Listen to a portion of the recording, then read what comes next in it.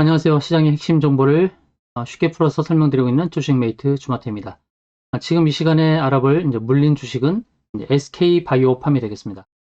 SK바이오팜 상장 초기만 해도 공모주 청약 열기 그리고 상장 초에 주가 상승으로 인해서 많은 관심을 받았던 종목인데요.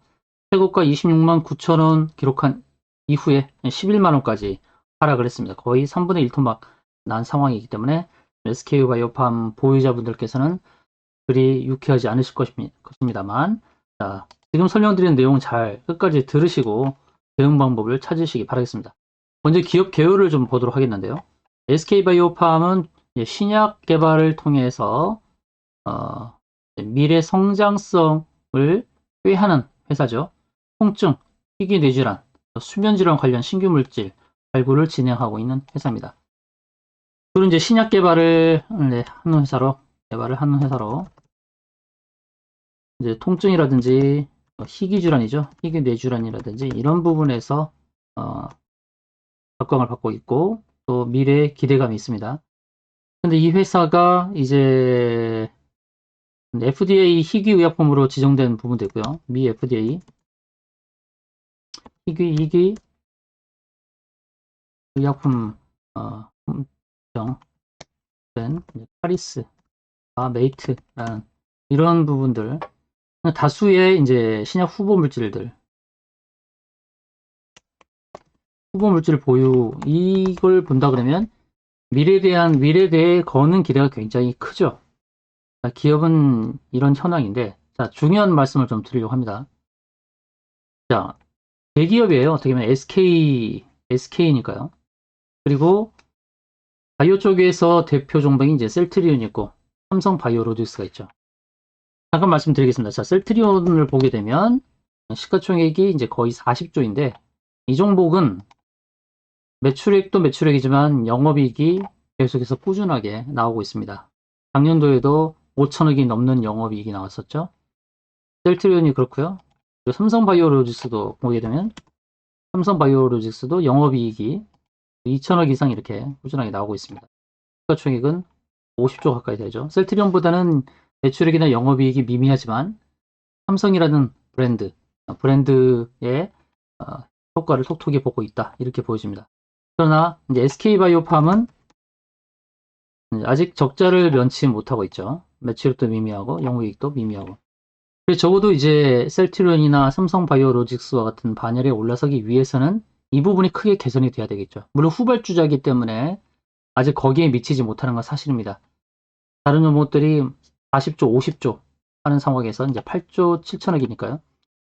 언젠가는 그 위치에 올 것이라고 봅니다.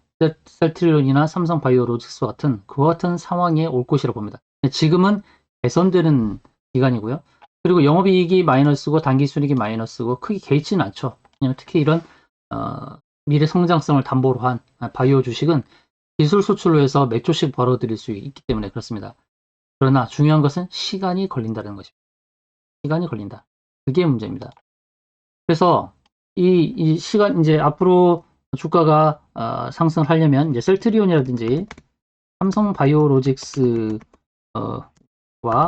대등한 위치로 가려고 하는 대기업군이죠. 자, 그럼 하락의 이유가 무엇이었습니까? 최근에 하락 이유. 최근 하락 이유는 무엇이었냐? 이제 그 내용을 봐야 될 텐데. 자, 중요한 것은 이 회사가 최근에 하락을 한 게 블록딜에 대한 내용이 나와서 그렇습니다. 24일 날 공시가 나왔던 부분인데요. SK가 860만 주를 처분했다고 24일 공시를 했어요. 처분 금액이 무려 1조 원입니다. 1조 원. 1조 원이라서 이 부분이 좀 악재로 작용했습니다. 악재로 작용했는데요. 하락 이유는 대주주 SK가 1조 원에 달하는 주식을 블록딜로 넘겼죠. 이게 하락의 큰 이유인데 아마도 SK는 매도의 기회를 계속 노렸을 것입니다. 매도의 기회를. 그러나 주가가 이렇게 15만원 위에 있을 때 매도했다 그러면 비난을 많이 받았을 거예요. SK 입장에서는 얼마나 매도하고 싶었겠어요. 현금을 구할 수 있는 좋은 창구인데 계속 기회를 받겠죠. 계속 기회를 봐서 하락에서 욕을 덜 먹을 수 있는 상황에서 매도하지 않았나 그런 생각이 듭니다. 언제나 매도 욕구가 있었는데요. 자, 대주주가 그러면 이 회사의 미래가 안 좋아서 팔았다? 그렇게 생각하진 않습니다. 그렇게 생각하진 않고 단기적으로는 블록들로 인해서 이제 매도했다는 이 현황 때문에 이 주식에 대해서 고운 시선으로 보지 않는 것은 사실입니다. 이제 기술적으로 분석을 해야 됩니다. 기술적으로 분석을 해야 되는데 가장 위험한 것은 뭐냐면 최저가인 98,000원, 98,000원이 다가왔다는 것이에요. 최저가 98,000원. 그래서 멀지 않다. 그렇다고 한다면 98,000원이 깨지면 상당히 위험할 수 있습니다. 위험할 수 있다. 상장 이래로 이제 26만 9천원까지 보여줬다가 하락을 했어요. 일봉상에서 본다 그러면 이렇게 하락이 깊어진 주식을 되돌리기가 바로 되돌리기는 쉬워 보이는 차트는 아닙니다. 어려움이 보이는 차트입니다. 그래서 보유자께서는 힘드시겠지만 저는 이 상황에서 계속 보유하면은 시간이 좀 많이 걸릴 것 같다 이렇게 보여집니다. 그렇다고 급격하게 더 많이 빠질 수 있다고 보진 않고 최저가 98,000원의 저점을 지지한다라고 본다 그러면 가능성이 있습니다.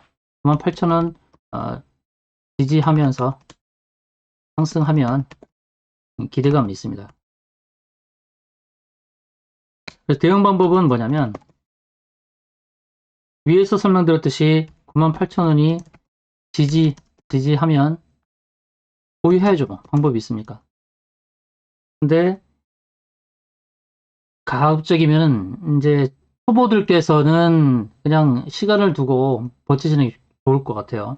박스권 전개가 전망이 되니까 가급적이면 저는 다른 주식으로 전환하셔도 괜찮다.